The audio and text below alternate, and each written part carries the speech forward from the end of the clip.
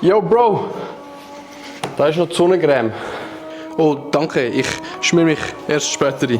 Wieso? Wir gehen jetzt. Ja, aber ich kann das ja auch später machen. Wir sind nachher konstant an der Sonne. Ja, aber wir sind ja jetzt noch nicht draussen. Ja, wir gehen in 2 Minuten. Ja, voll.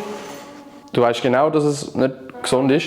Ich mach's dann dort. Wir wissen beide, dass du es nicht machen wirst, sobald wir dort sind. Vermutlich. Also, warum denn nicht jetzt?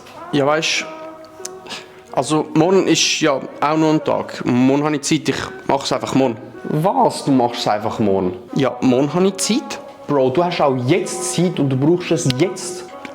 Ja, ich weiss.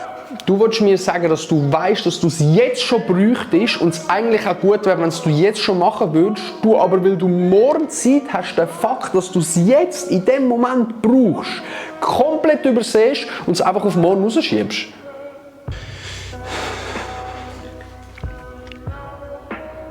In diesem Video geht es nicht um Sonnencreme, oder?